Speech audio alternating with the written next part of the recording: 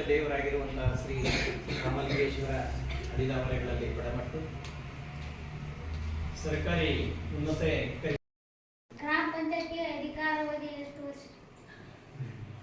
ಗ್ರಾಮ ಪಂಚಾಯತಿ ಅಧಿಕಾರಾವಧಿ 5 ವರ್ಷ. ಚುನಾಯಿತ ಪ್ರತಿನಿಧಿ ಚುನಾಯಿತನಾದ ವರ್ಷದಿಂದ 5 ವರ್ಷದವರೆಗೂ ಅವನು ಆ ಅಧಿಕಾರದಲ್ಲಿ ಇರ್ತಾನೆ. 5 ವರ್ಷ ಆದಮೇಲೆ ಮತ್ತೆ ಮುಗಿಸೋಣ. ನಿಮ್ಮ ಗ್ರಾಮ ಪಂಚಾಯತಿ ನಗರಸಭೆ ಪುರಸಭೆ ಮಹಾನಗರದಿಂದ ಮಕ್ಕಳಿಗೆ ದೊರೆಯುವ ಸೌಲಭ್ಯಗಳನ್ನು ಪಂಚಾಯತಿಯಿಂದ ಶೈಕ್ಷಣಿಕ ವ್ಯವಸ್ಥೆಗೆ ಏನೇನು ಸೌಲಭ್ಯ ಸಿಗ್ತದೆ? ಮಕ್ಕಳಿಗೆ ಶಾಲೆಗೆ ಸಂಬಂಧಪಟ್ಟಂಥ ನಿಮಗೆ ಆಟಿಕೆ ಸಾಮಾನುಗಳು, ಆಮೇಲೆ ಸ್ಕೂಲ್ ಗ್ರೌಂಡ್ ಅಭಿವೃದ್ಧಿ ಮಾಡೋದು, ಆಮೇಲೆ ಶಾಲಾ ಸ್ವಚ್ಛತೆಯನ್ನು ಕಾಪಾಡ್ಕೊಳ್ಳೋದು, ನೀವು ಕುಡಿಯೋ ನೀರಿನ ವ್ಯವಸ್ಥೆ ಮಾಡೋದು, ಆಮೇಲೆ ನಿಮಗೆ ಶಾಲೆ ಗೌರ್ಮೆಂಟಿಂದ ಬರುವಂಥ ಸೌಲಭ್ಯಗಳನ್ನು ನಿಮ್ಗೆ ಒದಗಿಸುವಂಥದ್ದು ನಮ್ಮ ಪಂಚಾಯತಿ ಕೆಲಸ ಆಗಿದೆ. ಪಂಚಾಯತಿಯ ಕೃಷಿನ ಮನೆ ಗ್ರಾಮ ಪಂಚಾಯತಿ ಕೃಷಿ ಮನೆ ಸಸಿಗುಡ್ಡದಲ್ಲಿ ಇದೆ ಸದ್ಯಕ್ಕೆ. ಇದು ಹೋದ ವರ್ಷದಿಂದ ಸ್ಟಾರ್ಟ್ ಆಗಿದೆ. ಒಂದು 2 ವರ್ಷ ಆಯ್ತು ಸ್ಟಾರ್ಟ್ ಆಗಿದೆ. ನಮ್ಮ ಪಂಚಾಯತಿಗೆ ಸಸಿಗುಡ್ಡಕ್ಕೆ ಮಾತ್ರ ಕೊಟ್ಟಿರೋದಿಲ್ಲ ಸರ್. ಅದು ಕೃಷಿ ಮನೆ ಉದ್ದೇಶ ಬಂದು ನರೇಗಾ ಕೆಲಸಕ್ಕೆ ಕಾಮಗಾರಿಗೆ ಅಂತ ಹೋಗ್ತಿರ್ತಾರಲ್ಲ ಜನಗಳು, ಮಹಿಳೆಯರು 1 ರಿಂದ 3 ವರ್ಷದ ಒಳಗಡೆ ಇರುವಂಥ ಮಕ್ಕಳಿಗೆ ನೋಡ್ಕೊಳ್ಳೋಕೆ ವ್ಯವಸ್ಥೆ ಆಗಲ್ಲ ಕೆಲಸಕ್ಕೆ ಹೋದ್ರೆ ಅಂತ.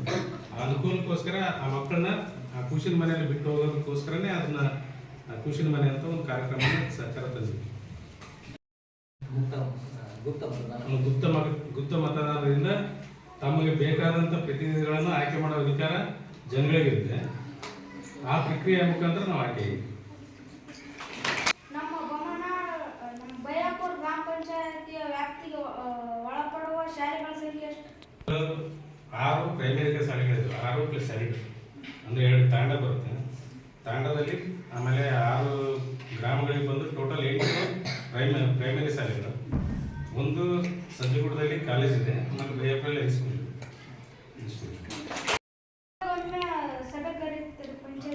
ಪಂಚಾಯತಿಯಲ್ಲಿ ಸಭೆ ಕೇಳ್ತೀರ ನೀವು? ಸಭೆ ಭಾಳ ಇದೆ. ನಾವು ಪ್ರತಿ ತಿಂಗಳಿಗೆ ಒಂದ್ಸರಿ ಕರಿತೀವಿ. ಅದರ ಅಧ್ಯಕ್ಷತೆಯನ್ನು ನಾವು ಆಯ್ಕೆ ಮಾಡಿರುವಂಥ ಚುನಾಯಿತ ಅಧ್ಯಕ್ಷರು ಇರ್ತಾರೆ, ಅವರೇ ಅದರ ಅಧ್ಯಕ್ಷರಾಗಿರ್ತಾರೆ. 14 ಜನ ಏನು ಅಧ್ಯಕ್ಷ, ನಾವೇನು ಸದಸ್ಯರಿರ್ತೀವಿ. ಚುನಾವಣೆಗೆ ಭಾಗವಹಿಸಿದ್ದೀರಿ. ಗ್ರಾಮಕ್ಕೆ ಸರ್ಕಾರದಿಂದ ಬರುವಂಥ ಸೌಲಭ್ಯಗಳನ್ನ ಜನಗಳಿಗೆ ತಲುಪಿಸೋ ಉದ್ದೇಶಕ್ಕೋಸ್ಕರ ನಾವು ಚುನಾವಣೆ ನೀಡಿದ್ದೇವೆ. ಬೊಮ್ಮಳ ಗ್ರಾಮದಲ್ಲಿ ಎಷ್ಟು ಮತದಾರರ ಸಂಖ್ಯೆ? ಗ್ರಾಮ ಪಂಚಾಯತಿಯ ಪ್ರತಿನಿಧಿಗಳ ಸಂಖ್ಯೆ ಸರ್? ಇದು ಸರ್ಕಾರದಿಂದ ಪಂಚಾಯತಿಗೆ ದುಡ್ಡು ಬರುತ್ತೆ. ಆ ಶಿಕ್ಷಣಕ್ಕೋಸ್ಕರ ನೀವು ಎಷ್ಟು ಶೇಕಡಾವಾರು ಶಾಲೆಗೆ ನೀವು ಬಳಸ್ತೀರಾ? ಶೇಕಡಾವಾರು ಇದಕ್ಕೆ 5% ಅಂತ ಹೇಳಿ ನಾವು ಮೀಸಲಿಟ್ಟಿರ್ತೀವಿ ಶಿಕ್ಷಣಕ್ಕೋಸ್ಕರ. 5% ಖರ್ಚು ಮಾಡ್ತೀವಿ.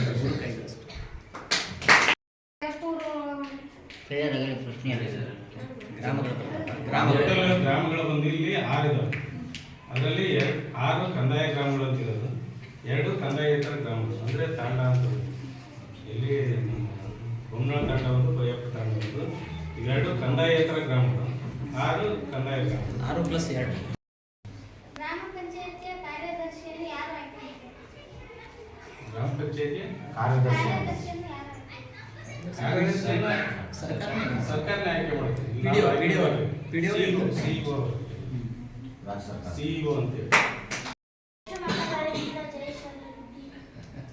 382 ಮತಗಳಿಂದ ಗ್ರಾಮ ಪಂಚಾಯತ್ 8,000 ಜನಸಂಖ್ಯೆ ಒಂದು ಗ್ರಾಮ ಪಂಚಾಯತ್ ರಚನೆ ಆಗಬೇಕು. ಸ್ಥಳೀಯ ಸರ್ಕಾರಗಳಂದ್ರೆ ಗ್ರಾಮ ಪಂಚಾಯತ್ ಮೊದಲನೇದು, ಅದಾದಮೇಲೆ ತಾಲೂಕು ಪಂಚಾಯತಿ, ಆಮೇಲೆ ಜಿಲ್ಲಾ ಪಂಚಾಯತಿ. ಈ ಪಂಚಾಯತಿ ವ್ಯವಸ್ಥೆ ಒಳಗಡೆ ಸ್ಥಳೀಯ ಸರ್ಕಾರಗಳಂತ ಇವ್ರು ಕರಿತೀವಿ.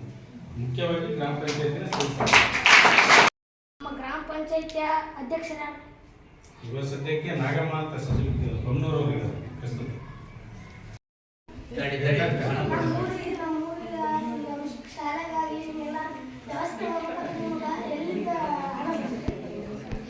ನಮಗೆ ಅನುದಾನ ಬಂದು ರಾಜ್ಯ ಸರ್ಕಾರದಿಂದ ಕೆಲವೊಂದು ಯೋಜನೆಗಳಲ್ಲಿ ಪ್ರತಿಶತವಾಗಿ ಕೇಂದ್ರ ಸರ್ಕಾರದಿಂದ ಮತ್ತು ರಾಜ್ಯ ಸರ್ಕಾರದ 2 ಕಡೆಯಿಂದ ಅನುದಾನ.